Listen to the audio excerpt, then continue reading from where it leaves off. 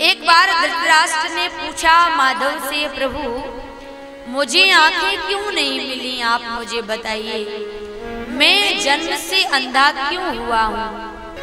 भगवान योगेश्वर ने कहा, धृतराष्ट्र पूर्व जन्म में तुम बहुत बड़े राजा थे और इतना साम्राज्य होने पर भी एक ब्राह्मण तुम्हारे पास आया और उस ब्राह्मण ने कहा कि राजन, मैं माघ मेले में प्रयाग जा रहा हूँ, 1 माह में लौट करके आऊंगा। मेरे घर में हंस के 100 बच्चे हैं, 1 माह के लिए हमारे हंस के बच्चों की रक्षा करने का दायित्व तो संभाल लीजिए। आप योग्य थे, आप राजा थे, आपको जिम्मेदारी सौंप करके बह गया। आपको मांस खाने की आदत थी, आपने एक हंस के बच्चे को भून भून करके खाना प्रारंभ कर दिया। लौट करके 1 माह बाद जब वो आया, उसने कहा कि हमारे नाथ आपके पास हंस के 100 बालक हैं, आप वापस करिए। आपने झूठ बोलते हुए कहा कि कोई बीमारी फैल गई थी जिस कारण उन सारे हंस के बच्चों की मृत्यु हो गई। इतना बड़ा अपराध किया आपने, बताइए। आप मनुष्य हैं, हेतन है तो पशु पक्षी जानते हैं, लेकिन मनुष्य तो भंडार है ज्ञान का। मानस की चौपाई दर्शा रही है।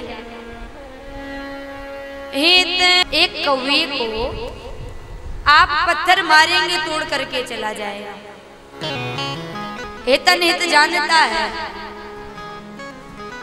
फिर मनुष्य के अंदर कितना ज्ञान भरा हुआ है। तो आपने झूठ बोला, आपने कहा कि हंस के बच्चे सारे मारे गए, आपने बताया। तो धृतराष्ट्र को भगवान केशव ने कहा कि प्रभु, आप राजा होने पर आपकी मृत्यु हुई और वह जितने सारे हंस के बच्चे थे जब वो मारे गए तो वही सारे बालक तुमसे बदला लेने के लिए दुर्योधन और दुशासन बन करके आए। 100 बालक और गाय का मांस खाने के कारण तुम जन्मांध अंधे धृतराष्ट्र बन के आए हो। एक ही कारण, एक ही अपराध है।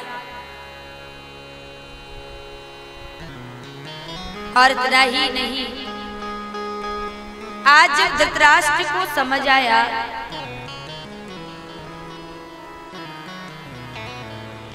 तो वेद शास्त्र वेदांत यही कहते हैं कि किसी भी इंद्रिय से पाप कर्म ना हो, इस बात का विशेष ख्याल रखना। नेत्र हमारे पाप कर्म करते ना देखे, चलते समय हमारे पैरों से कोई जीव जंतु ना मारा जाए, इस बात का विशेष ख्याल रखना। भीष्म पितामह को माता द्रौपदी ने कहा कि बाबा, आप श्रेष्ठ पद पर थे, आप चाहते एक इशारा देते तो हिम्मत नहीं थी दुशासन की कि मेरा चीर का स्पर्श भी कर पाता। लेकिन भीष्म ने कहा, बेटा, मैंने दुर्योधन के दूषित अन्न को खाया था, इसी कारण मेरी बुद्धि कुबुद्धि बन गई थी।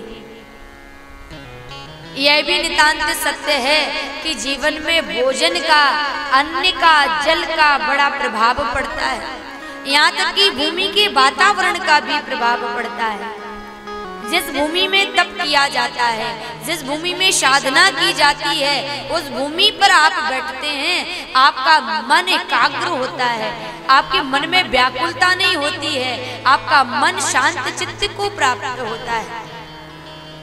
धाम की महिमा इसलिए बार बार गाई जाती है कि धाम में तप है, साधना है, भगवान के हरि भजन है, उनकी गूंज है और भगवान की कृपा हो तो घर में भी हम भजन कीर्तन करते हुए अपने जीवन को व्यतीत कर सकते हैं। यमराज के यहाँ चित्रगुप्त ने कहा, परिणामतः सोमनी को चंडाली बन करके आना पड़ेगा, क्योंकि गाय का मांस खाया है। याद रखिएगा, शास्त्र वेद पुराण शाकाहारी होने का बार बार आपको उपदेश करते हैं, क्योंकि हमारे जीवन में अन्न का, भोजन का, भूमि का, कुल का, इन सब का महत्व बहुत महत्वपूर्ण रखता है। जैसा हम भोजन करते हैं वैसे ही हमारे मन में विचार उत्पन्न होना प्रारंभ हो जाते हैं।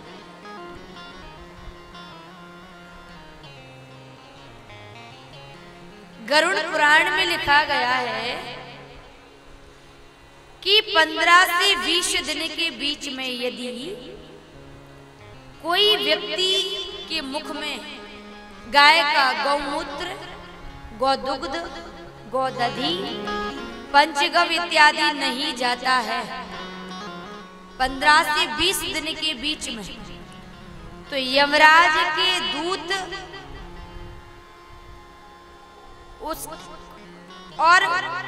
उसका प्राणांत हो जाए। तो यमराज के दूतों के द्वारा मल मूत्र विसर्जित किया जाता है उसके मुख में।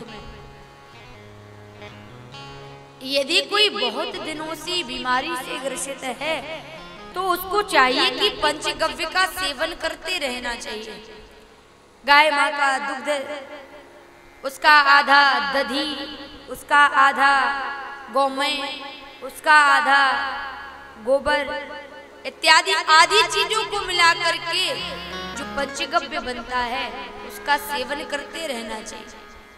नित्य ही गंगा जल, नित्य ही तुलसी का सेवन करना चाहिए, कि उस समय यदि प्राण पखेरु उड़ेंगे तो शिव लोक में उसको स्थान प्राप्त होगा। और इतना ही नहीं, गाय माँ की कृपा के कारण तो व्यक्ति जीवन में सब कुछ पाता है। एक मेरी माँ जो मुझे जन्म देती है, एक मेरी माँ जो मुझे उठते गिरते समय संभालती है, एक मेरी माँ जो 5 वर्ष 7 वर्ष की आयु तक हमें दुग्ध पिलाती है। लेकिन वह माँ जिसने मुझे 60 वर्ष 70 वर्ष यहाँ तक कि जितनी तुम्हारी आयु है तब तक दुग्ध पान कराया, कभी तुमसे तुम्हारी जाति नहीं पूछी, तुमसे तुम्हारा पद नहीं पूछा कि आखिर में आप कौन है। इतनी बड़ी महिमा गाय की कि संपूर्ण देवी देवता गाय माँ के हृदय में, गाय माँ के संपूर्ण शरीर में वास करते हैं। सब स्थान खोज रहे हैं। बच्चे इसलिए होते हैं कि माता पिता को नरक से हटा करके भगवान के लोक की ओर प्रदान करें।